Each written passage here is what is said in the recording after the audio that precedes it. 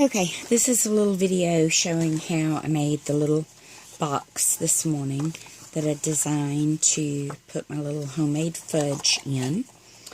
And this is basically what you do. You start with an 8.5 by 11 sheet of cardstock, and you're going to score at 2 inches on one side when you put the 8.5 inch along the top.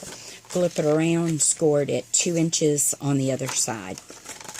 Then put it back in your scoreboard and score at 2, 4, 6, 8, and 10 inches.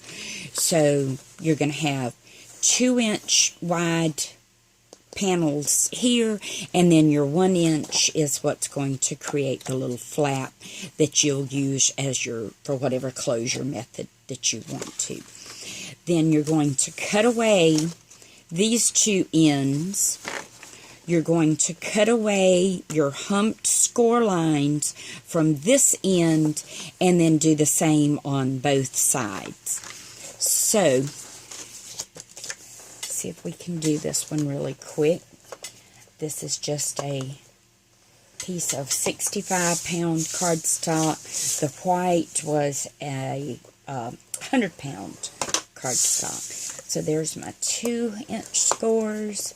Then I do 2, 4, 6, 8, and 10. Oop.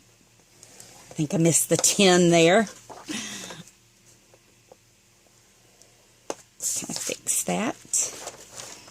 This is just going to be for demo purposes, so it'll survive.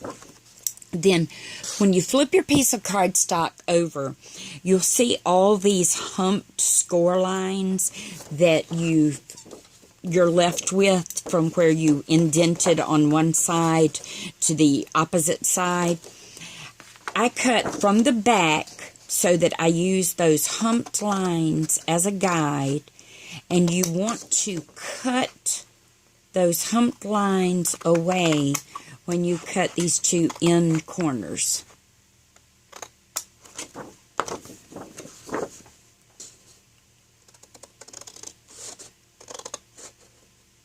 So I just kind of follow that humped line as the guide and cut those away. Then I turn it to the opposite end and do the same. I just cut that humped line out of there. Then I'm left with my sections that I need for actually using to make the box. And then you'll do the same on the sides.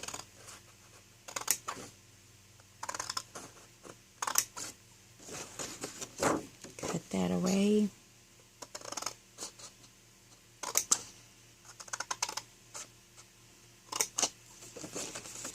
That one away, and I spin it around. And with as much as I handle these things, whenever I make these kind of little boxes, you'd think I was going to turn it every way but loose. But it's just my way. I have to hold this at just the right angle so I can see that humped line.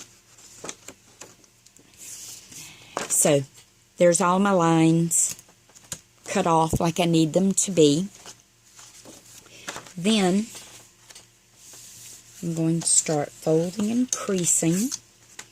I like to do both of my side sections first, because I don't do any folding until after I cut away those humped lines, because having it nice and flat before the creases are what helps you actually see that humped line better. So I do my folding and creasing after I've cut away those lines, and then just fold and crease all the remaining.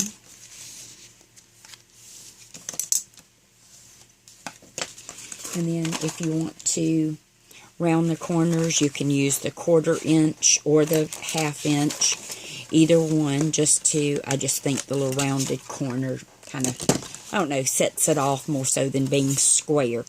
So now it's going to be the folding up.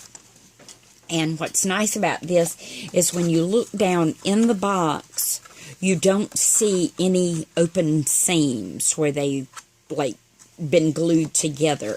They're all kind of hidden. So this is actually going to become the part that folds over last.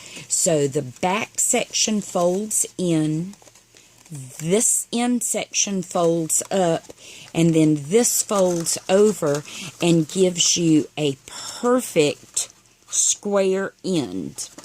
So usually fold these kind of back out of the way. What I did was put, and you could do this with score tape just as well as the wet glue. I'm just a wet glue person. So I put my glue on my center piece and then fold everything into that square and just give it a good press. Because this is actually going to be our flap that's going to go over this way. But for pressing it together, it works better if I do it like that. So same thing here. The back one folds in. Then I put glue on one side of that center piece, and on the other, fold it up, fold the front one over, and then when I fold that back, it just helps me form that square. And then just press that into place. And then put your goodies inside, fold those in, fold that over, and then that gives you a very nice, secure box. And it was perfect for my fudge because I wrapped the fudge in the wax paper and then put it in the little box. Then what I did here was I went back and I just reinforced so that I could punch a hole, and then I just used the thread. And I guess, oh, there it is. This was a roll of thread I bought years ago on clearance at Hobby Lobby. And my goodness, I've been using it forever and still haven't used it up. And I just used a piece of thread, tied it through the hole, had one end longer so it would wrap around, and just tied my little bow to keep the box closed. So that's how simple it is.